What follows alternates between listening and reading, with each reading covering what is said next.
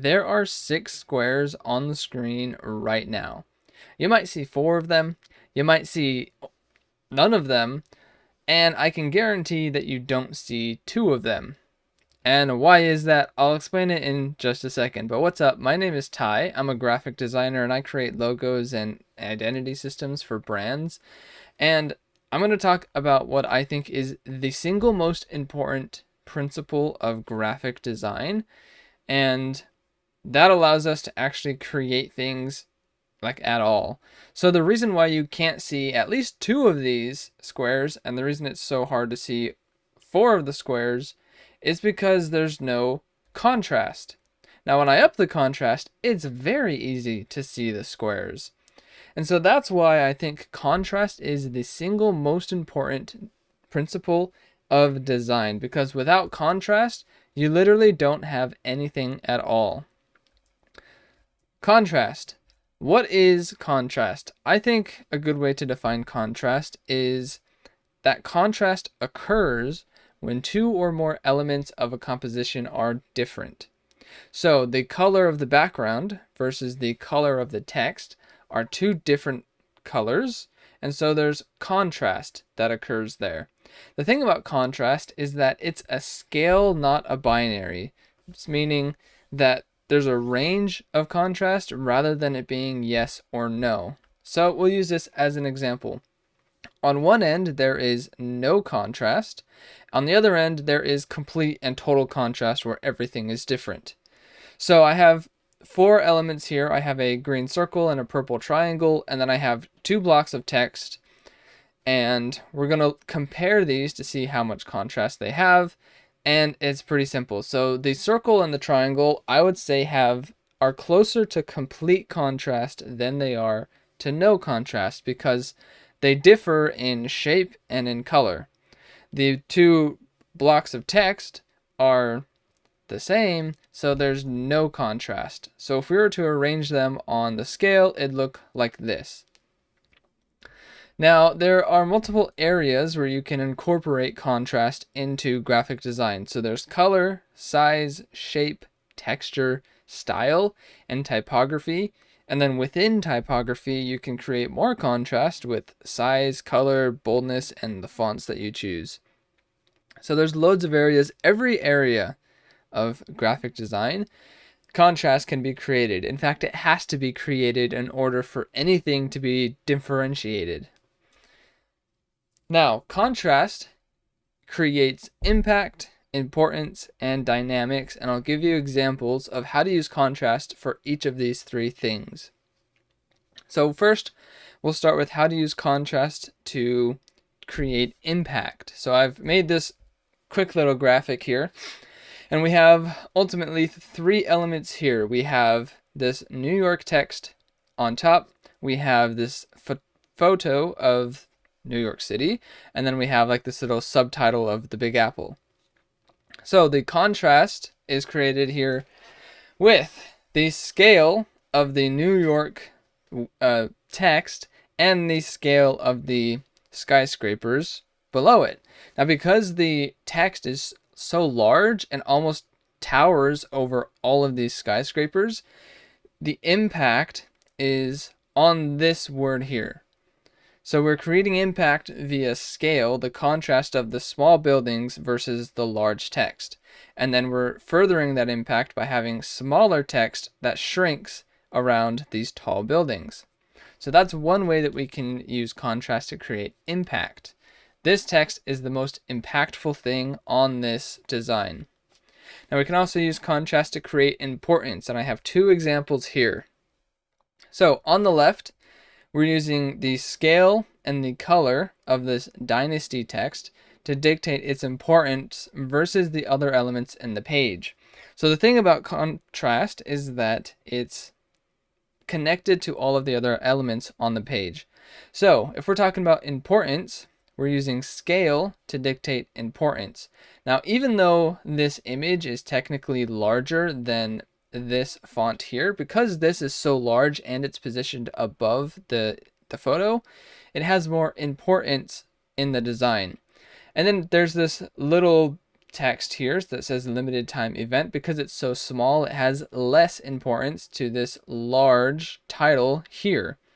Now, contrastly, on this other side, the picture is huge and takes up the entire page, and then we have the title shrunken down. And so that means that this image has more importance than this title here. So we're taking the same elements of the design, but by changing the scale or creating contrast between the size of the different elements, we're changing the level of importance of each item. There's a lot to break down there. Maybe go rewatch that just to see if you can understand that. Hopefully I explained it well too. All right, the third way that we're going to use contrast to create... Wow, I butchered that. The third way we're going to use contrast is to create dynamics. So I've created a fake magazine layout here to illustrate the point. Now, when this first popped up, your eye probably did a couple of things. It could have looked at this chair first, and then your eye started to explore the page without you even realizing it. So your eye might have seen this chair because it's front and center. It's the largest element on the page, the largest single element on the page. And then it might have hopped up to this title here, to this headline, and then down to this subheadline, and then down to this D, which starts the block of text. But then you see the block of text and you're like, okay, that's really long and boring. I don't really want to read that. So then you notice the next item of contrast, which are these pictures down here. So you might have glanced down to look at these pictures, and once you've seen those, come to read this headline, and then when you read this headline, you see this big C, so your mind comes down to here, and then you maybe start reading this. And so what's happening here is that the eye is going all over the page. And the thing is, you could have taken a different route too. This might have been what you see first, and then it comes up to the chair, and then it comes down to here, and then it comes up to here. Whatever the case, your eye explored the page. It went from one element to another element, and that was because I was using contrast of the size of the elements, of the color, of the fonts, of the spacing, to create dynamics. And I define dynamics as essentially creating multiple areas of interest on the design. So this is an area of interest down here. This picture is an area of interest. The headline and subheadline are an area of interest. And then the text themselves are an area of interest, just a little less so interesting. But by dynamics, you're exploring the page. You're looking at the page and taking in the whole design and looking at everything on here. And that's exactly what I want as like a business owner or as the designer. I want you to look at my design. I want you to explore it and spend some time looking at it or reading it. And so we're using contrast to create dynamics. So the size of the chair here is super large. And then once you've seen the bigger thing, we're going to use the size, the contrast between the size of the chair and the headline to draw your eye up here. And then directly below it, we have contrast in the weight of the font. So we have a bold headline here, and then we have a regular boldness here. And then when we come down here, we have a big D. So it's a large letter to start the paragraph. And then we're contrasting that with the smaller point size to create interest, to create dynamics, to bring your eye across it. And then also the D here is thicker, it's weightier, it's more bold compared to the text next to it. And the text here is also in italics, which contrasts with the rest of the block of text, which is not in italics. And then same thing down here, we use those same types of principles to create dynamics in this section below here. Now there's also dynamics between the scale of this entire section and the scale of this little section. So there's a level of importance created here, which also adds dynamics to this page. So because this whole section is so big, it seems more important than whatever is happening down here. So that's dynamics in a nutshell. There's a lot of ways to use design and to use contrast to create dynamics, and these are just some of the ways. The easiest way is through scale. The scale of this text, for example, is larger than the scale of this text, which is larger than the scale of this text. So the eye goes from here to here to here to here. That's what dynamics is. All right, and the next part of contrast that I want to mention here is contrast ratios. So we can have a ratio between the size of an element. So this square here is double the size of this square, which means it has a contrast ratio of 2 to 1. This is twice as big as this. But what is also super important is contrast ratios in color. So I'm going to leave this website linked in the description, and we'll take a look at it in just a second. But contrast ratios are important when it comes to color, because we want our designs to be accessible and readable for those who might struggle with their eyesight. And there's a standardized method that we've already come up with to check for that accessibility and that readability, and that's through contrast ratios. So on this dark background here, I'm using a white text. Now the dark background and the white text create a contrast ratio of 20.3 to 1. Now this is a good contrast ratio. This is a lot of contrast between the background and the text color. That's a good thing, because this is easier to read and it's more accessible for those with poor eyesight.